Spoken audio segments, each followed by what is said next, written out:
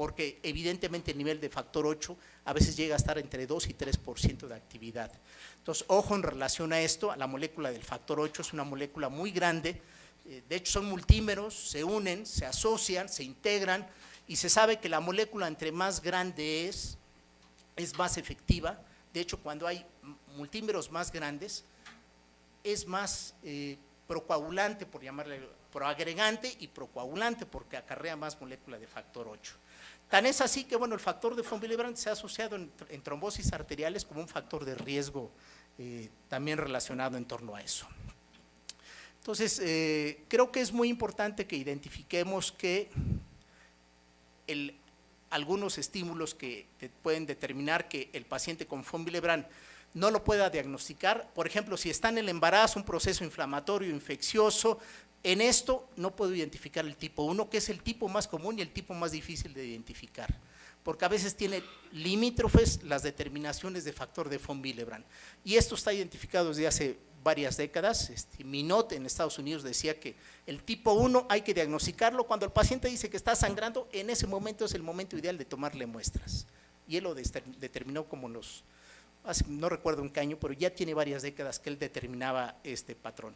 También es importante determinar el grupo sanguíneo, aunque en las guías británicas dice, no es necesario que todos los pacientes se les determine grupos, bueno, hay que hacérselo, pero bueno, no con base a eso, decir que si tiene grupo sanguíneo O o 0, sabemos que tiene un 25% más bajo de factor de von Willebrand, eso lo tenemos que saber, pero eso no tiene que influir en el diagnóstico de la enfermedad, pero sí es importante conocerlo en ese sentido. Así que si a ustedes les hacen una pregunta de examen, ¿el paciente varía el von Willebrand con grupos sanguíneos? Sí, por supuesto hay una variación, sobre todo con los grupos sanguíneos 0. Estas son las guías británicas, creo que están libres, gratuitas, para que las puedan descargar. Salieron en el 2014, más o menos junio, julio. Es una guía de enfermedad de von Willebrand muy básica, muy sencilla, pero muy completa, que yo les recomiendo que puedan revisar. Es muy importante, porque es muy sencilla, muy accesible para todos los hematólogos. Bueno, son los datos clínicos más importantes, incluso podemos ver que podemos encontrar desde problemas de hemorragias mucosas, hemorragias en piel, podemos tener hematomas, podemos tener hemartrosis, podemos tener hemorragias más graves. Por ejemplo, es una gráfica de un artículo que viene en las guías, pero lo publica Tosetto de Italia, donde dice que pues, evidentemente el tipo de hemorragia es más grave conforme el nivel de factor von Willebrand es más bajo, ¿no? Aquí va viendo la concentración y cómo va disminuyendo y cómo la concentración. Entonces, estas guías es muy prácticas, muy pragmáticas en relación a eso, en cuanto al diagnóstico. Y la otra es, no nos olvidemos de las mujeres que tienen manifestaciones hemorrágicas, incluso las pacientes con von Willebrand. Ya vimos en el caso de Jordis, la famosa niña la primera niña diagnosticada con von Willebrand, murió del segundo periodo de hemorragia. Y las mujeres tienen severos problemas cuando tienen von Willebrand, incluso psicológicos, porque la verdad es que me ha tocado ver pacientes con von Willebrand, algunas variedades con von Willebrand, que incluso llegan a usar pañal cuando tienen menstruaciones. Entonces, de veras que es entonces, lo que tendríamos que hacerles es ponerles desmopresina o concentrados de factores cada vez que van a tener su periodo menstrual. Esto es muy importante, que una vez que tenemos el tipo 1, que es una deficiencia parcial, la forma más difícil, y el tipo 3, que es la deficiencia total o prácticamente la ausencia del von Willebrand. Tipo 1 y 3, defectos cuantitativos, no hay la molécula de factor de von Willebrand. El tipo 1 anda entre el 30 y 50%, incluso lo dicen las guías, por eso es muy difícil el diagnóstico. Empiezan a sangrar cuando tienen menos de 30% de actividad de factor de von Willebrand. Y los subtipos 2 son defectos cualitativos, es decir, está más baja la función comparativamente con la función antigénica del factor de von Willebrand.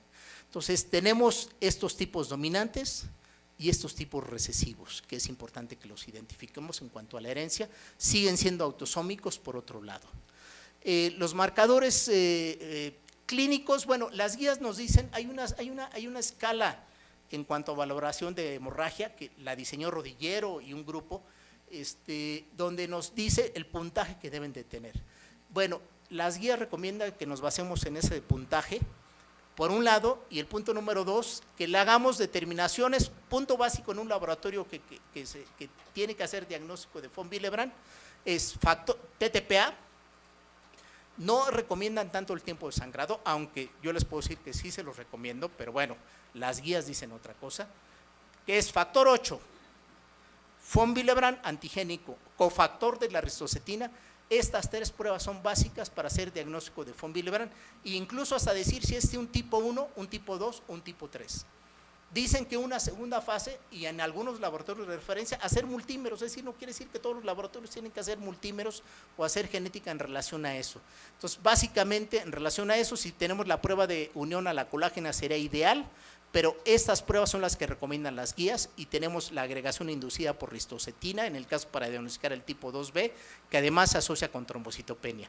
Entonces, si viene en el examen, ¿qué tipo de subtipo de enfermedad de von Willebrand se asocia con trombocitopenia? Es el tipo 2B. ¿Qué tipo es indistinguible con hemofilia? El 2N. Y diagnóstico diferencial también es el tipo 3 de la enfermedad de von Willebrand. Nosotros hemos hecho varias publicaciones en relación a la enfermedad de von Willebrand. El año pasado hicimos una publicación, estudiamos una población mexicana, hicimos multímeros. Sí hay von Willebrand en México. El problema es que la infraestructura del laboratorio y quién trabaja en el laboratorio no es tan sencilla.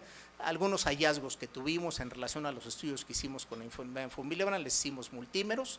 Entonces vámonos a tratamiento. Básicamente el tratamiento, ya para culminar, vamos a hablar de 2 esquemas. Desmopresina, paciente tipo 1, algunas formas de tipo 2, excepto el tipo 2B, tipo 3, pueden ser, incluyendo el tipo 2N, pueden ser beneficiados con la desmopresina. Es un análogo sintético de la vasopresina, actúa sobre receptores B2, libera factor 8 y factor de von Willebrand. Esto es muy importante, por lo tanto, por eso también algunos pacientes con hemofilia tipo A pueden ser beneficiados como opción de tratamiento, disponible en México. Entonces, hay que hacer prueba terapéutica al paciente, hacerle una prueba basal y después ponerle desmopresina y ver si hay respuesta. Es la recomendación que se hace, porque si el paciente llega sangrando y les pongo desmopresina y a lo mejor tiene datos de una hemorragia intracraneal, pues estoy pensando que va a responder. Cuando hay pacientes que no responden, lamentablemente así está descrito, que no necesariamente todos los pacientes responden. Y la otra opción son los concentrados de factor de von Willebrand o factor 8 ricos en factor de von Willebrand. Liberan de los cuerpos de Weber-Palade factor 8, factor de von Willebrand. En el pre y en el post desmopresina se ve una diferencia importante y la recomendación es que se puede poner subcutáneamente, es 20 microgramos por kilo de peso, 0.3 microgramos por kilo de peso, sin pasar la dosis tope de 20 microgramos en dosis total. Un adulto de 70, 80, 90, 100 kilos, dosis tope 20 microgramos, de hecho viene la ampolleta. Y finalmente, cuando se usa desmopresina por vía intranasal, se puede poner 150 microgramos por cada narina. Idealmente hasta se le puede poner los 300 microgramos para que el paciente llegue a desangrar. Idealmente la intranasal es un excelente remedio que se puede tener como opción de tratamiento. Nada más recordemos que tiene taquifilaxia, por lo tanto tiene una limitación. Y es una excelente recomendación, vienen en las guías y en muchos artículos, no es algo nuevo, la desmopresina tiene cuando menos 20 años de estarse empleando importantemente. Y para finalizar, todos estos concentrados que se venden en México para tratamiento de hemofilia tienen factor von Willebrand nada más por una sencilla razón. Recordemos que la forma nativa que está en el cuerpo es factor 8 y factor von Willebrand unidos. Simplemente lo que se hacen son concentrados en factor 8 von Willebrand, algunos muy ricos en von Willebrand, otros menos ricos en von Willebrand, pero podemos tener el Immunate, el Hemate-P es el que es más rico en factor de von Willebrand, idealmente sería este como recomendación, pero todos los demás disponibles en México pueden ser utilizados en el tratamiento de pacientes con von Willebrand, idealmente entre 20 y 50 unidades por kilo, antes o después de un evento hemorrágico. Así que no nos olvidemos, son las opciones de tratamiento que vienen. Artículos hay muchos, pero a veces unas guías recopilan toda la información, son unas guías británicas, recomendadas para los británicos, pero sirven para todo el mundo. Entonces, digo, Los mexicanos no creo que en una enfermedad familiar sean muy diferentes a los británicos, ¿no? Entonces pueden aplicar perfectamente las guías en cuanto en relación al tratamiento de los pacientes con von Willebrand, igualmente las guías en hemofilia, así que pues les agradezco mucho su atención, muy buenas noches.